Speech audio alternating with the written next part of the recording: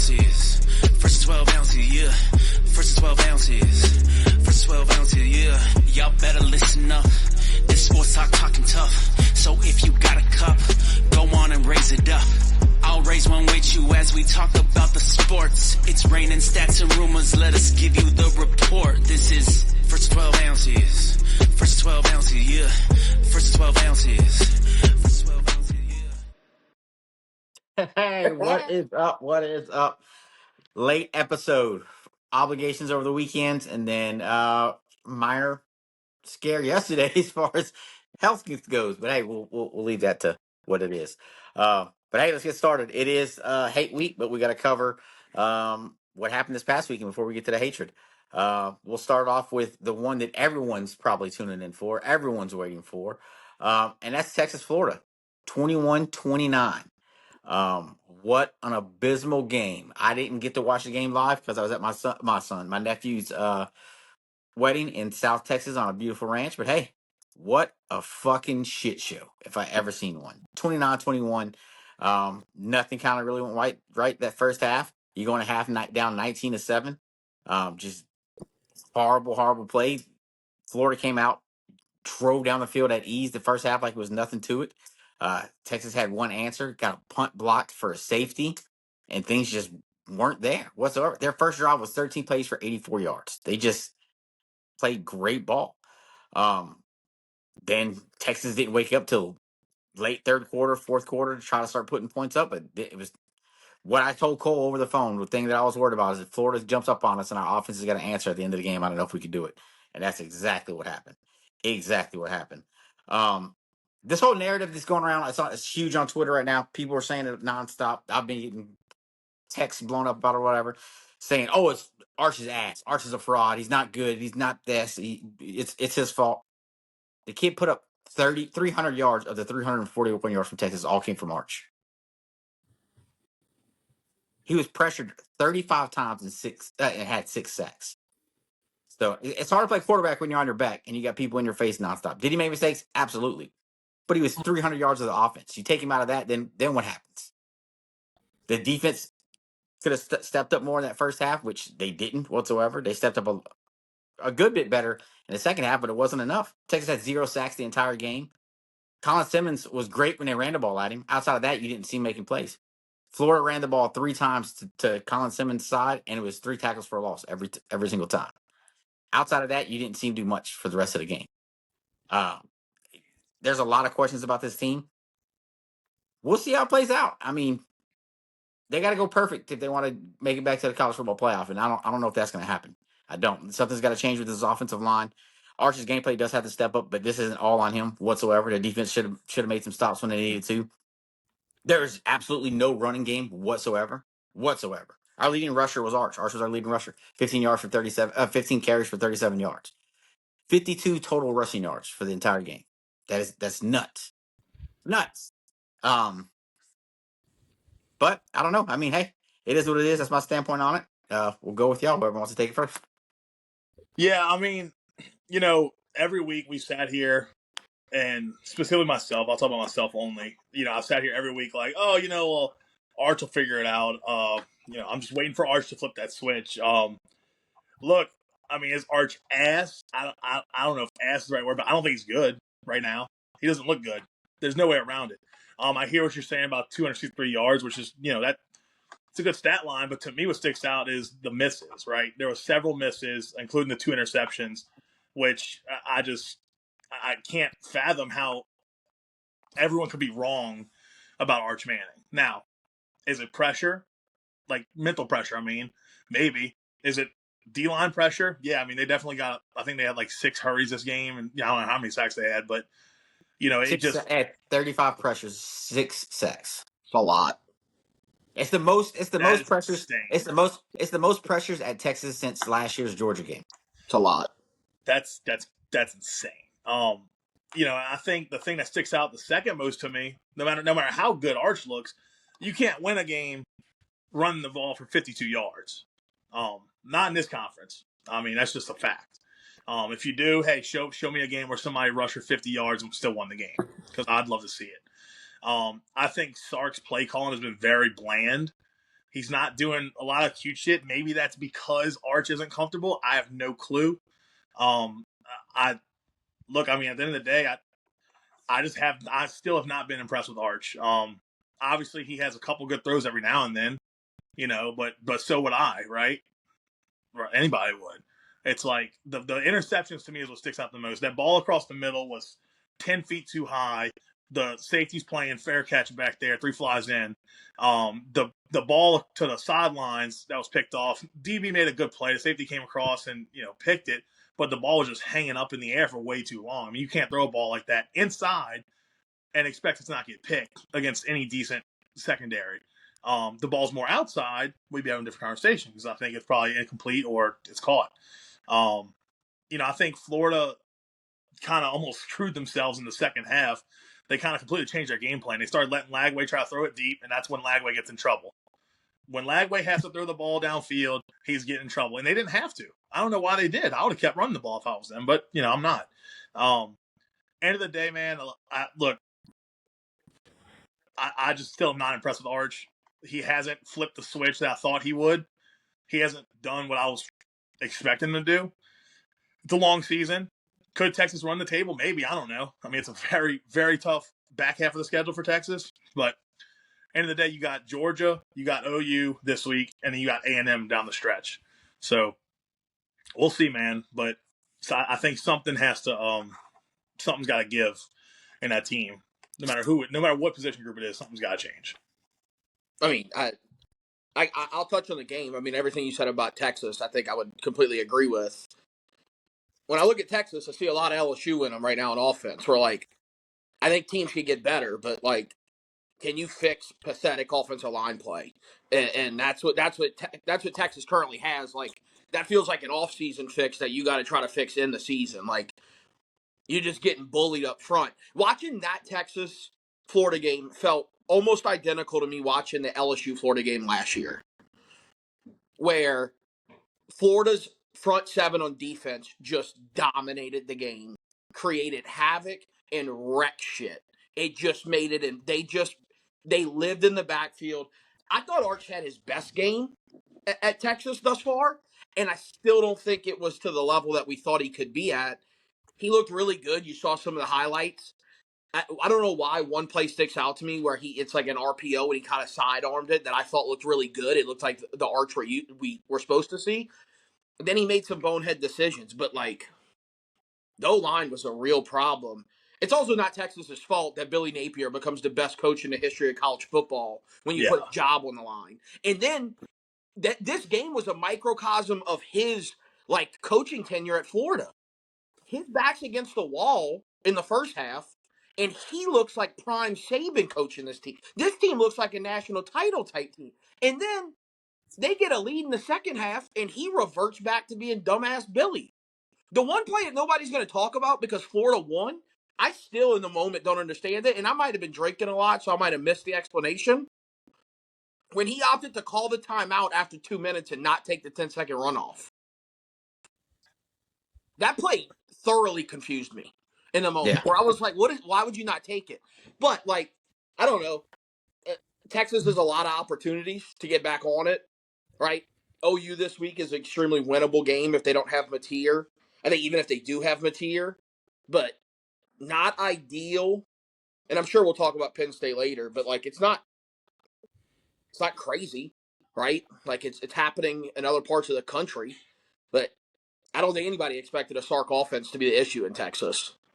But yeah, whatever. Another thing that I forgot to leave off, everyone's like, oh, this Texas team is horrible. They don't look good. Texas has lost 2 games by 7 and 8. Both losses this year and losses in the past 2 to 3 years. Texas has had to operate with the outside with looking at one game's the outlier loss. The at-home loss to Georgia is the only one you can't say this to. Every game Texas has lost, and outside of that game, Texas has had the ball with the option to win the game or to tie the game and came up short. That still says a lot. I'm not trying to say, hey, they lost. It doesn't matter if they lost. Look at the way they lost. No, they still they shouldn't have lost the fucking game. Point blank and simple.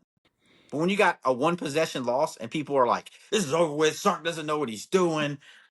Arch is a fucking fraud. This and that. Da da da da. it's a 7 and 8 point loss. We'll see. Still got to clean it up though. Still got a lot to clean up. Who would y'all? We're looking right now. We can touch on the Penn State game real quick.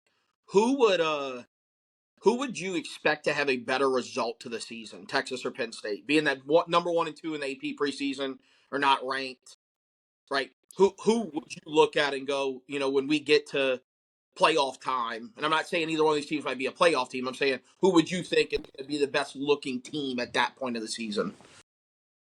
That's easy. To me, that's clear. Texas. Texas didn't lose by 40 something points to UCLA. Penn State went to UCLA and got their ass. How much did they lose by? 5. 5. So they came back. The last time I saw it, they were yeah. Well, they were down in your defense. They were down 27-7 at one point. Yeah, but to me, it's still Texas over them. Yeah, sure. The notable games left for Penn State is Ohio State and Indiana, and for Texas is obviously A&M, OU, and Georgia. There might be some pickups in there. We still can't overlook this. We still can't overlook Vandy. You still can't overlook Mississippi State. Those are still two good ball teams right now. I guess my point is that on paper, Penn State should win all but one game. You figure they probably split with Ohio State and Indiana. However, Penn State also just lost to UCLA, who's a dumpster fire. So what I'm gonna say is, I don't fucking know. It's whatever y'all want. Whatever y'all want. I thought about this all day today, and I'm sitting there going, you would look on paper, it looks like Penn State would it be they could get to 10-2 or 9-3, but it's like you just lost to the worst Power 4 team in the country outside of North Carolina. Then you look at Texas and you go, you got bullied a little bit, but if you remember that Florida defense is good. That's a good front seven. Florida rolls out. They got pros on defense. They just got Billy Napier calling the offense. But they are good defense. I don't know. I think Texas very well could be the better team, and Penn State could have the better record, is what you could probably look at. Something I told Cole, Billy Napier coached Lagway how Arch should have been coached by Sark. In that game. Little intermediate passing, depend on the run game, but Texas didn't have a run game to depend on whatsoever. And where this run game from Florida came out of, and how they figured out to run against what I thought was one of the better defensive fronts in the nation was mind-boggling to me. I talked about this after the LSU game. Sometimes there's a question mark with teams where it's like, do you not run the ball or do you not run the ball? So Ball had more carries against Texas than he did against Miami and LSU combined. And he's a super talented back. He gave it to him. I want to say he had 10 carries against LSU and 12 against Miami. And he had 24, I believe, against Texas. It's magical what you do when you give the ball to a talented guy. And I think he only averaged 20 yards a carry, but he's a legit back. Well, 27 for 107, 4 yards per carry. I think most teams in the SEC would take 4 yards a carry. All day. I would. That's the first down in 3 plays. Bo, I'll let you go. I'll let Bo talk. And I have one more thing I want to add about Texas, but I'm going to let Bo go because he ain't got to talk yet. No, you're good. I really didn't have too much more to, beat the dead horse with and, what everyone has covered, other than really the O-line play, which we saw them got beat up against Ohio State at the very beginning of the year. So I was a little bit worried coming into the Florida game because, let's be honest, the LSU-Florida game was a lot closer than what anyone had anticipated. Obviously, LSU won the game, but it just shows that Florida does have a formidable defense, even though they are on the field for 90% of the time because their offense is atrocious. So I was a little bit nervous for Texas kind of going into that game, but obviously Texas ended up losing. Very poor play on offense. Again, Arch statistically had a great game, but just couldn't connect and get it done. So I really don't have much more to really cover on that. The last thing I'll say on it is I think what shocked me was Texas' defense just getting gashed. 160 yards rushing, 300 passing, 298 technically, but I didn't see that one coming. Because Pete, I think I might have said it last week on this podcast that I think if anything, Texas defense can slow them down. Even if Florida gets to a hot start, I didn't think they would go up by 2-3 scores. But man, That's what surprised me more than anything. The Arch thing was like, yeah, I mean, we kind of seen Arch do this all year so far, so like it wasn't as big of a surprise. But the defense just, I mean, I didn't see that one coming. I'm going to do something. Yeah. I'm going to do something that our listeners are going to be stunned with right now. I'm going to defend Texas's defense. I said this with LSU against Ole Miss. I think it's really difficult to play elite defense when you keep getting put in a spot. Oh no, did I lose y'all? No, you're good. All right, cool. No, I think it's really difficult to play elite defense when you keep getting put in tough situations, and on top of it, you realize relatively early in the game we have to win the game, and every snap on defense is super high pressure. We're like the long touchdown to Dallas Wilson, the Texas defender slips, and it's like bam, it feels like a dagger. And in reality, he's probably in a good position. He slips. I think it's really tough to play elite defense when every snap you feel like if you get gashed, the game's over because your offense is doing nothing. So I'll defend Texas' defense. I still think they're a top 5 unit in the country. Here's a question for y'all before we move on. 3 teams in the SEC who don't have a running back that averages 5 yards a carry with 5 touches, with more than 5 touches, with more 5 than 5 rushing attempts. Can y'all name the 3 teams? Is it wait? So can you run it back one more time? Okay, so there's 3 teams in the SEC who don't have a running back that averages 5+ yards a carry with over 5 rushing attempts. So if they run the ball 5 times, none of them have anything over 5 yards. LSU. There's only 3 teams. LSU's one. LSU's not one of them. Well, LSU is not one of them. Thomas has got to be the only one that averages 5 then. So it's I don't have a clue what you're asking, so I'm just going to say I don't know. Is OU one of them? This is way too fucking confusing. Hold on, We're talking about Pavia. Come on.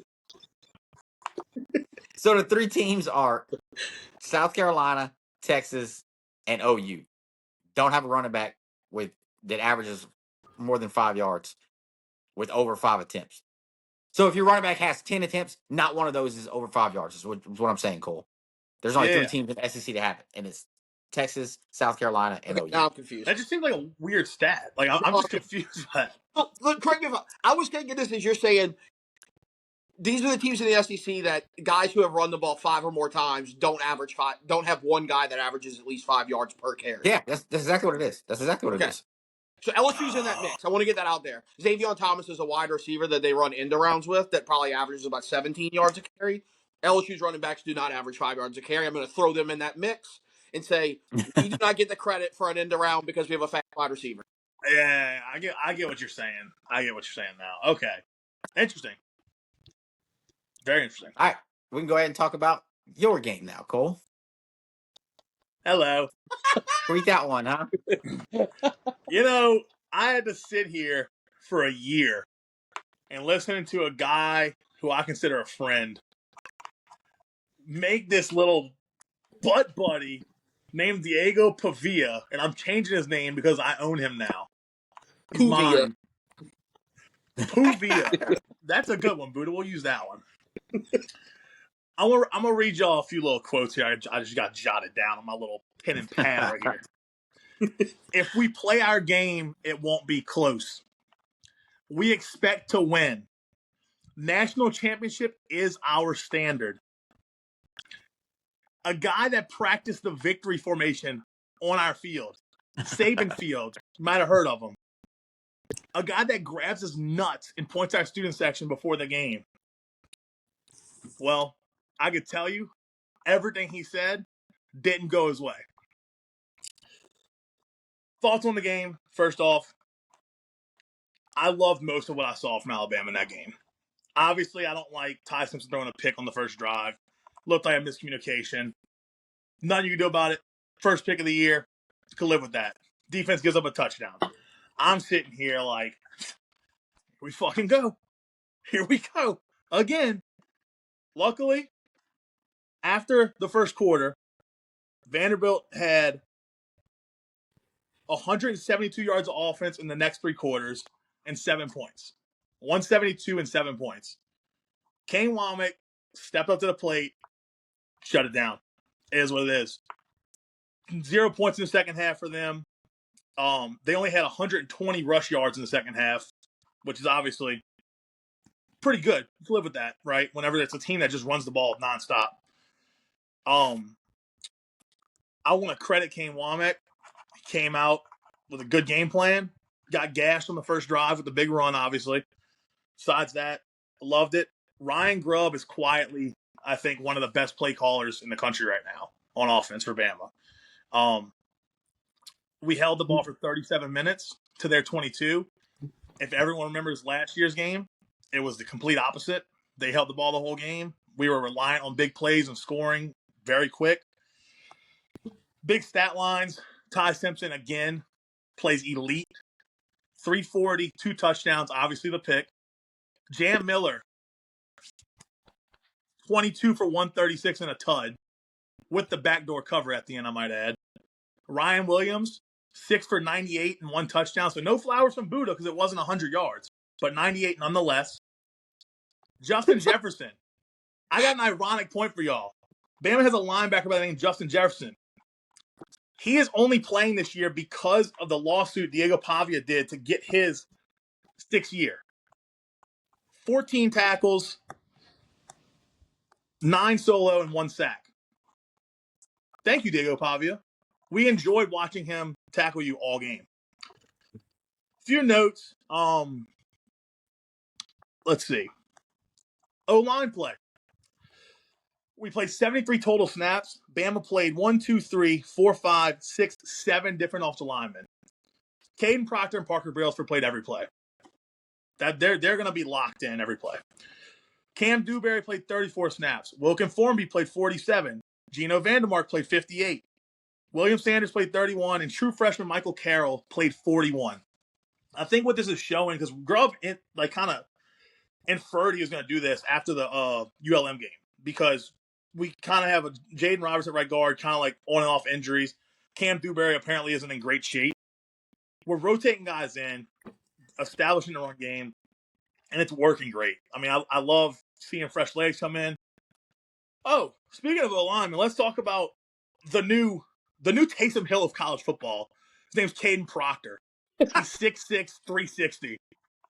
How about that? How about a top 10 projected left tackle playing receiver, running back? I mean, what do you want him to do? What else do you want him to do? You want him to go kick the field goal? Would have loved that because we did miss a field goal.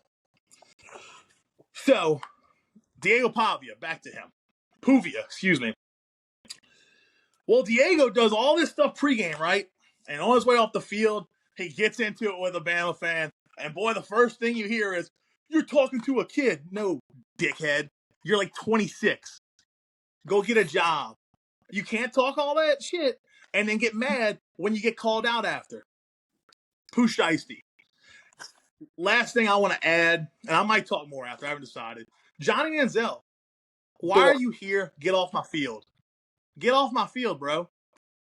Unreal, dude. Look, end of the day, this is a win.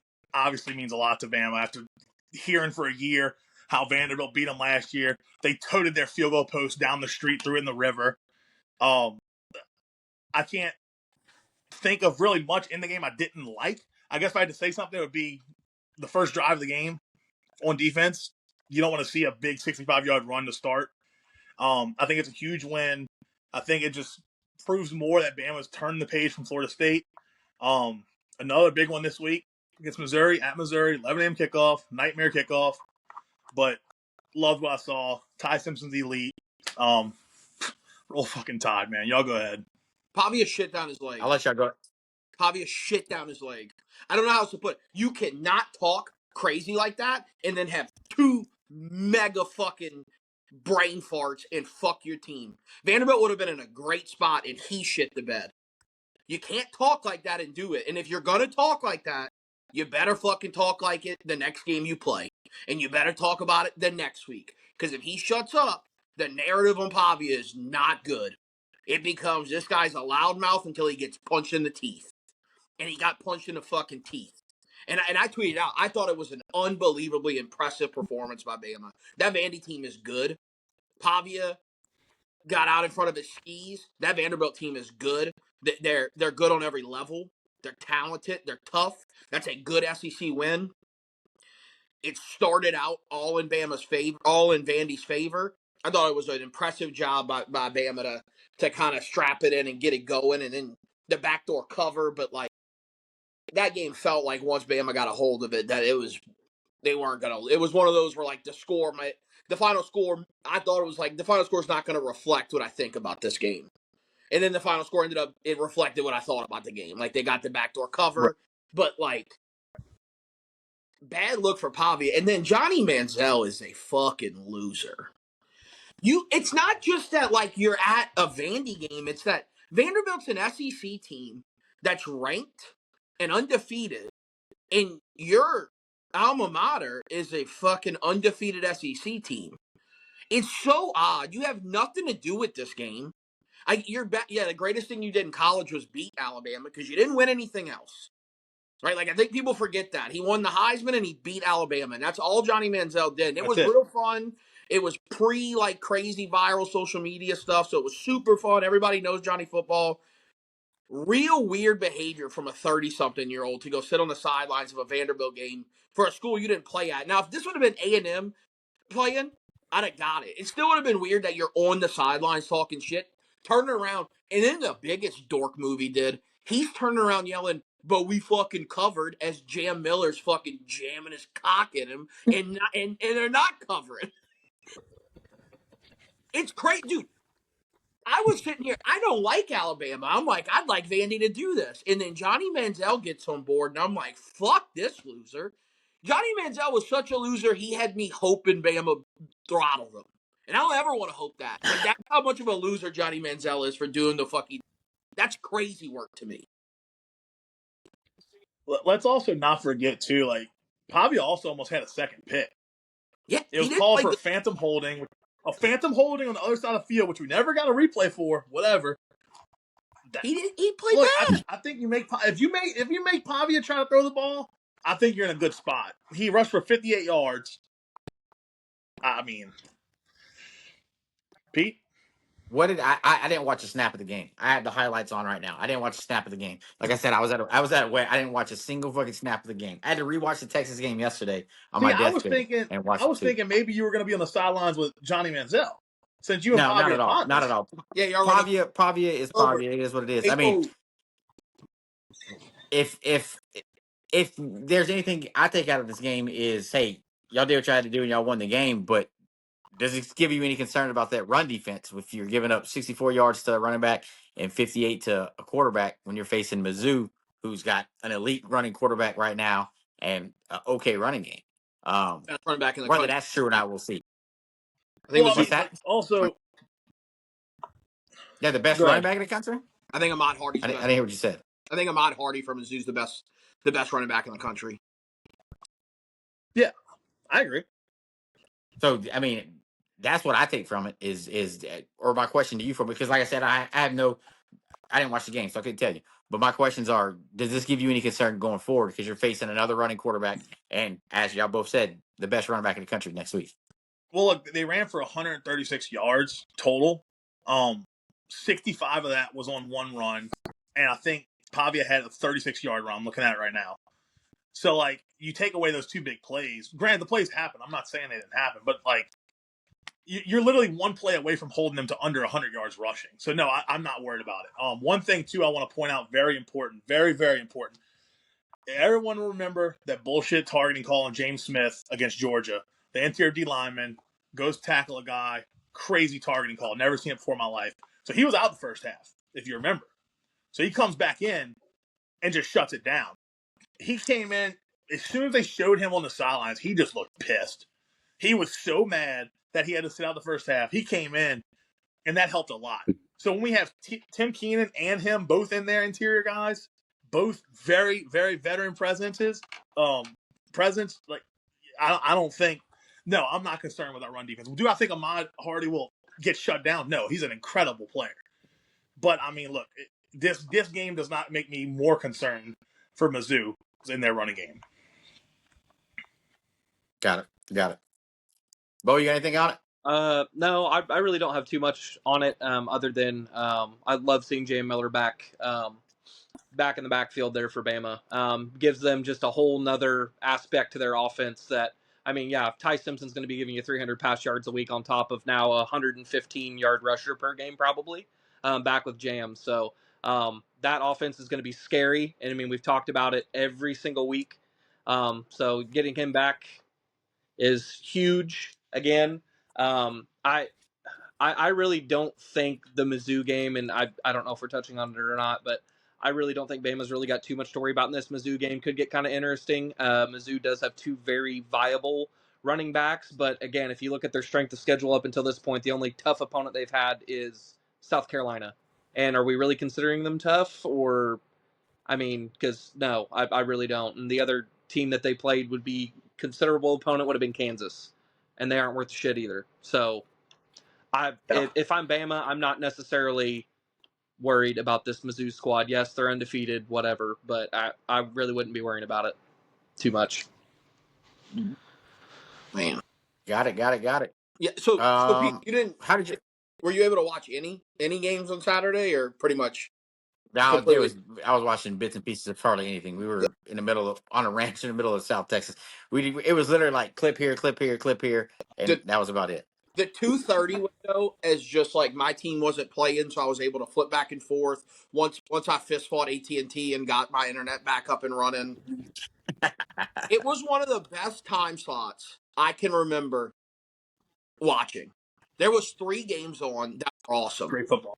Like it was like I couldn't click the button fast enough on the TV remote to get back and forth.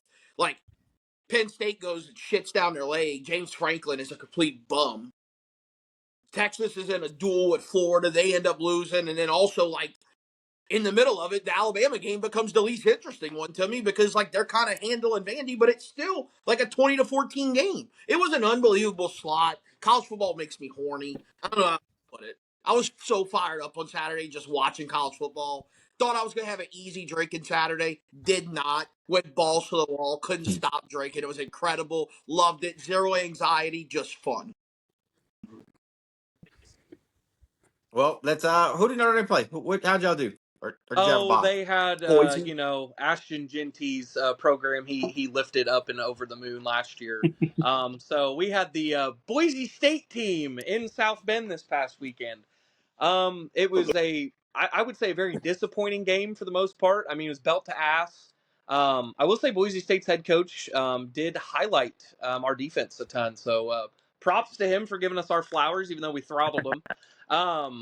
But yeah, this was throttled. It was only, I think it was like 3 scores. I think it was like 28-7 at the end of the game. But yeah, Jadarian Price and Jeremiah Love still kind of cement themselves as probably the best like 1-2 back combo in the country. Jadarian Price is looking a hell of a lot better than Love this year, which I really never thought I'd say. But Love's looking great out of the back. Love's looking okay.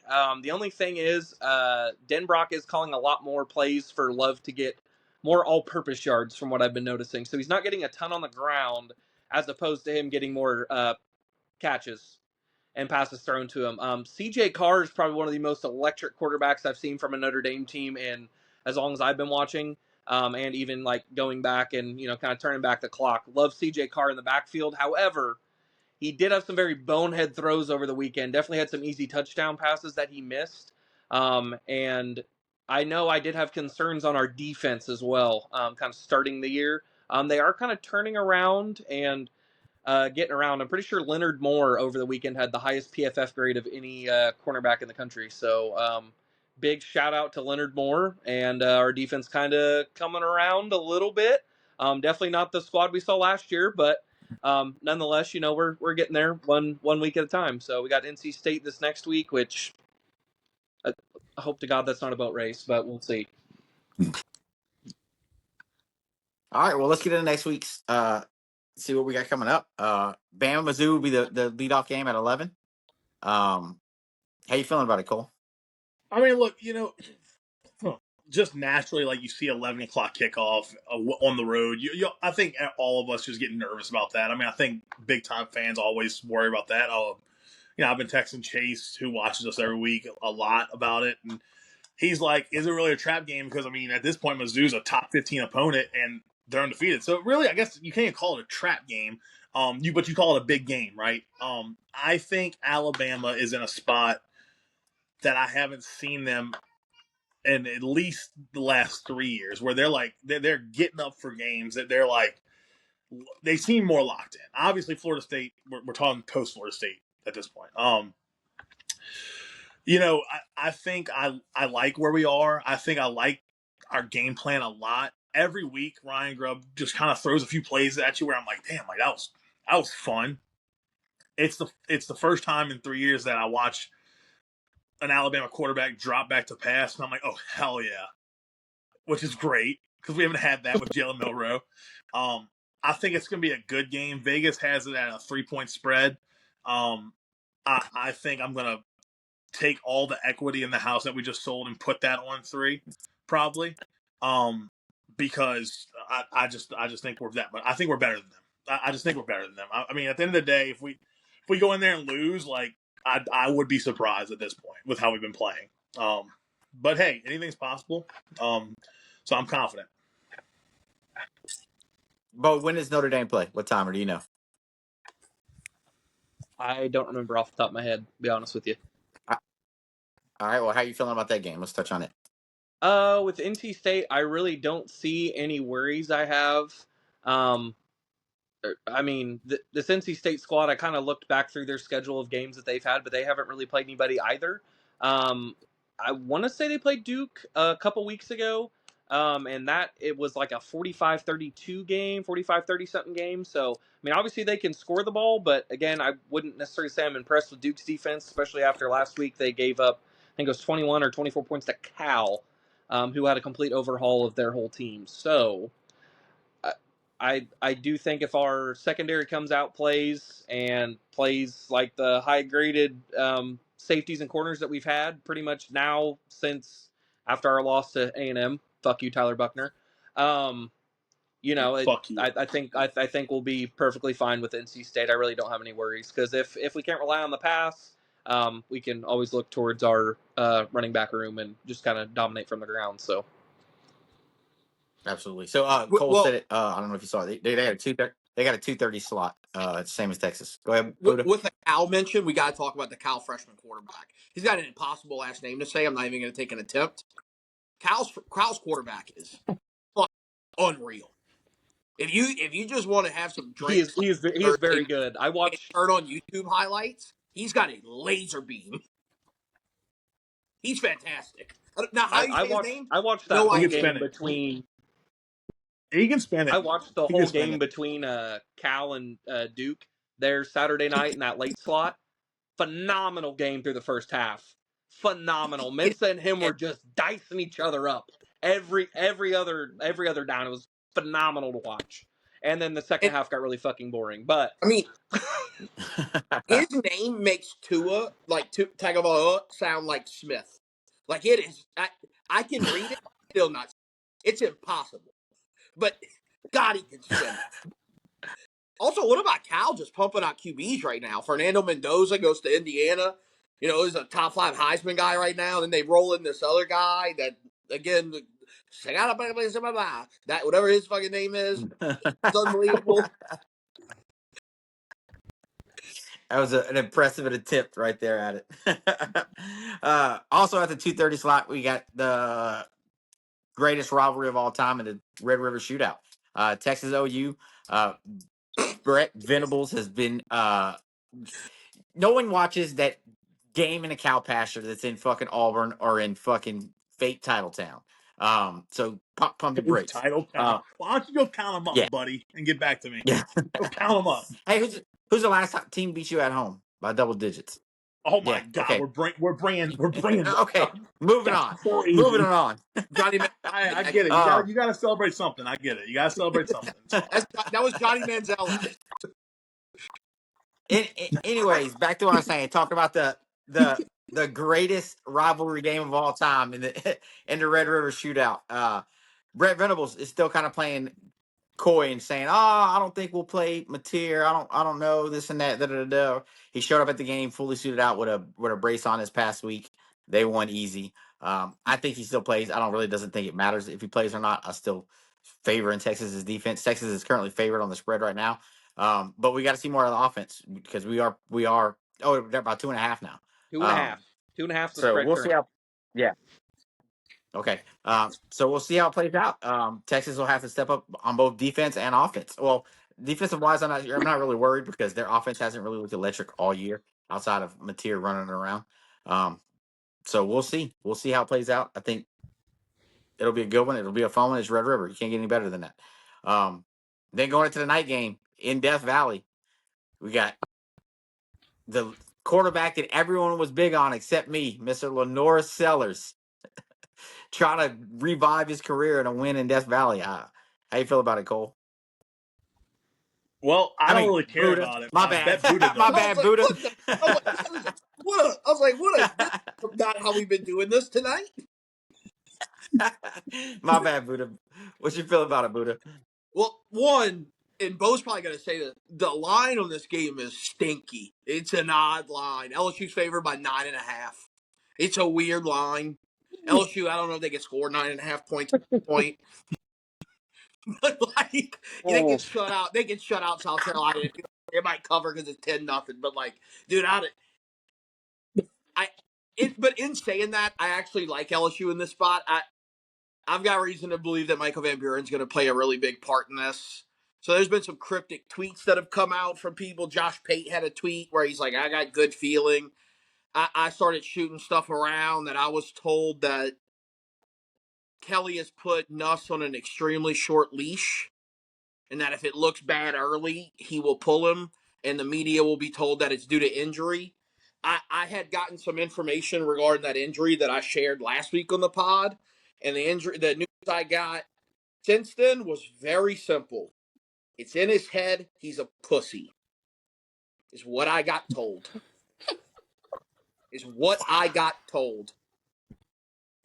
And look, I don't know. I'm not going to sit here and say I believe it. I don't believe it. I'm just telling you, I got told that I believe by it. somebody who's given us very good information in the past about things where we were early on things.